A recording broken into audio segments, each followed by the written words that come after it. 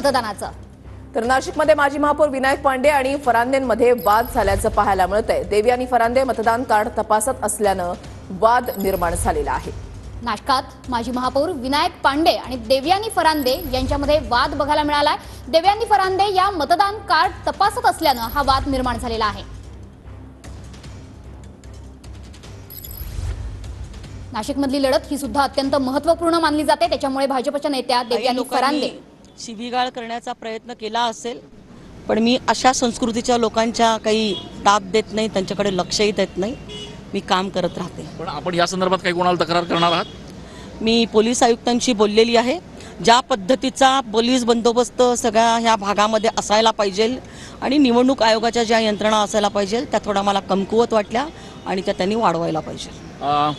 भाजपच्या माजी आमदार देवयानी फरांदे यांनी या ठिकाणी आपली तक्रार जी आहे ती नोंदवलेली आहे। पोलीस आयुक्तांशी त्यांनी या ठिकाणी संपर्क साधून संपूर्ण प्रकार जो आहे तो त्यांना कळवलेला आहे आणि त्यामुळे अशा पद्धतीनं जो तणाव या ठिकाणी निर्माण झाला होता त्यासाठी पोलिसांना हस्तक्षेप करावा लागतोय। कॅमेरा पर्सन आकाश शेवलेसह मी चंदन पूजाधिकारी, TV9 मराठी।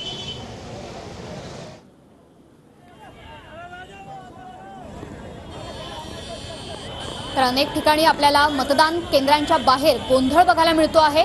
नाशिकमध्ये सुद्धा देवयानी फरांदे यांच्या बाबतीत वाद उडवला गेला आणि त्यानंतर मतदान केंद्राच्या बाहेर अनेक ठिकाणी अशा प्रकारचा गोंधळ बघायला मिळतो आहे। ईव्हीएम मशीनमध्ये बिघाड, मतदार यादीमध्ये नाव नाही असे प्रकार अनेक ठिकाणी घडतायत आणि नाशिकमध्ये माजी महापौर विनायक पांडे आणि देवयानी फरांदे यांच्यामध्ये वाद झालेला आहे। फरांदे या मतदान कार्ड तपासत असल्यानं वाद निर्माण झाला। त्यावेळेला नेमकं काय घडलेलं होतं ही दृश्य जी आहेत ती आता समोर आलेली आहेत। देवयानी फरांदे मतदान कार्ड तपासत असल्यानं वाद निर्माण झालेला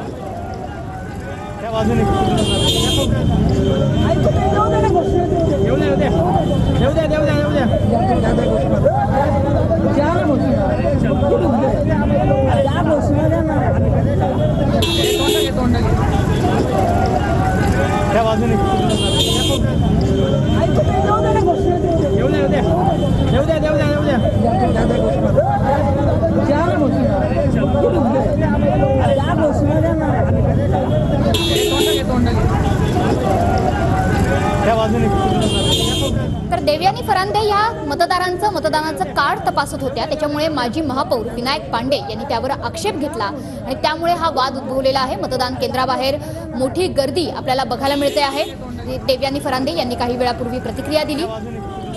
देवयानी फरांदे यांनी TV9ला दिलेल्या प्रतिक्रियेमध्ये असं म्हटलेलं आहे की काही जणांकडून शिवीगाळ जी आहे ती केली जात होती असं त्यांचं म्हणणं आहे।